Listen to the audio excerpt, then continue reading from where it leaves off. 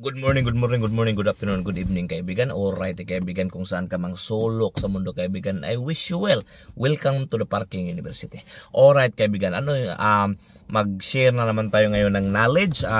Yung topic natin ngayon kaibigan, so mostly yung mga topic natin kaibigan is nababasa natin sa libro, nakikinig tayo sa mga magagaling na speaker. So yung mga libro natin na binabasa kaibigan is yung mga recommended, one of the best seller books din kaibigan. Kasi ganun na yun kaibigan na hindi tayo kailangan ng pinakamatalino kaibigan, hindi tayo kailangan na kahit nga may isa nga akong mentor kaibigan na high school graduate lang pero very successful na kaibigan. So he started changing his mind, going to nakahanap lang siya ng mentor. 39 years old na siya kaibigan. So but after few years, less than I think 7 years to 10 years naka-retire siya sa trabaho kaibigan. So but ang ginawa niya kaibigan is nagbabasa talaga siya. So tayo kaibigan, kung ano tayo ngayon kaibigan, kung ano yung magiging dominance natin kaibigan is depende yun kung ano yung mga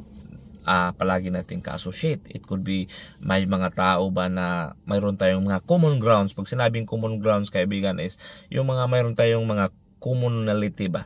Pero pag punta na sa higher grounds kaibigan, para maangat ka, kung ano yung maangat or ma-stretch ka talaga kaibigan, kailangan tayo ng something na mentor kaibigan. So kailangan tayo ng tao. Yung mentor kaibigan is yun yung magtuturo sa atin na kung nagawa na nila yung gusto nila kaibigan, they walk longer than us kaibigan. So nauna sila, alam na nila yung gagawin kasi nga nagawa na nila. So kung willing silang mag-mentor sa iyo kaibigan, napakaswerte mo, grateful ka talaga kaibigan kung makuha mo yung opportunity na yun kaibigan. So yung topic na learn ko dito sa mentorship kaibigan is gaano ka-importante na tong kaibigan yung vehicle natin. Okay, ano tong vehicle? Kung ano yung vehicle natin papunta sa ating destinasyon.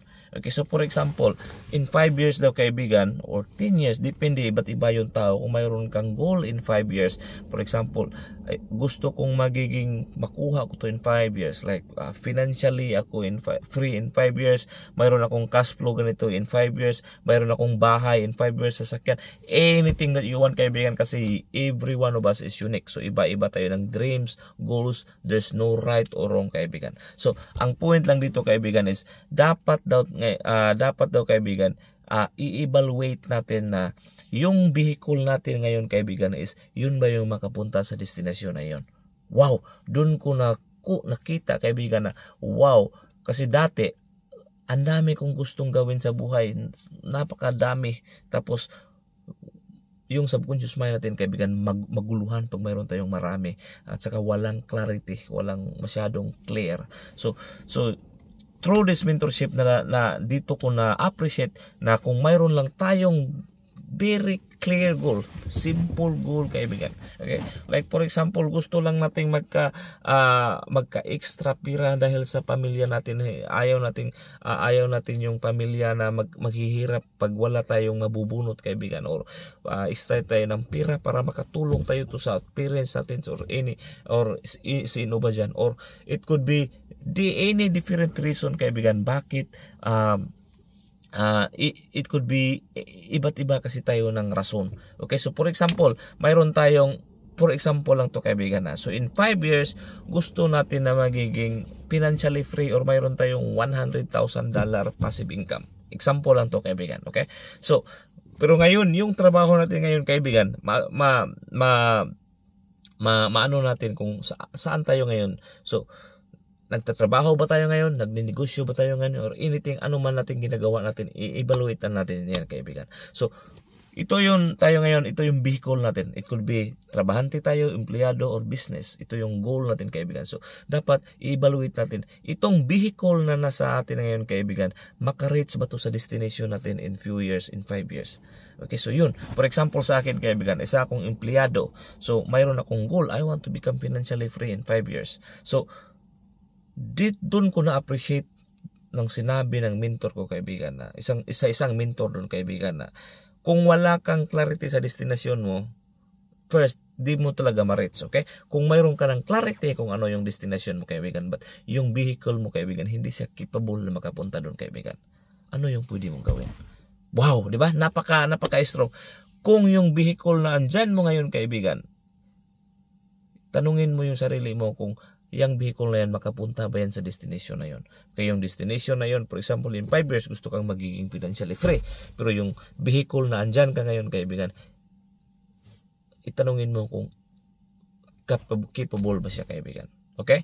So, for example, same lang to, pupunta ka ng Amerika, nasa Pilipinas ka, nagda-drive ka ng sasakyan. Kahit bilis pa yan na sasakyan sa Pilipinas, pero hindi ka makareach ng Amerika kung sasakyan lang yung gagamitin mo, kaibigan. So, you need to transfer other vehicle. Look for other vehicle. It could be aeroplano para makapunta ka doon. So, ganun yung concept doon, kaibigan. Yung vehicle natin ngayon, kaibigan, if that vehicle, kung saan ka man ngayon, if hindi yan right vehicle papunta doon sa goal natin, kaibigan, ang solusyon na doon, kaibigan, ito yung natutunan ko sa mentorship, change vehicle. Wow, di ba? Napakasimple lang, kaibigan. Maghanap tayo daw ng vehicle na capable na makapunta doon. Okay? Same analogy, kung pupuntahin tayo ng Amerika, nasa Pilipinas tayo, hindi natin kayang i-drive yun kahit anong pinakamabilis pa na sasakyan. Dapat eroplano. So, nag-change ka ng vehicle, kaibigan. Wow! So, wag daw tayong matakot na mag-change ng vehicle kung yung vehicle natin ngayon, kaibigan, is not the right vehicle to reach our destination. Hopefully, may natutunan tayo ngayon, kaibigan. I wish you well. Close your eyes, open your arms, and not your legs, and this all be yours. Peace, love, good health, abundance, all the riches in the world. Sa'yo na yan. Boom! Shakala!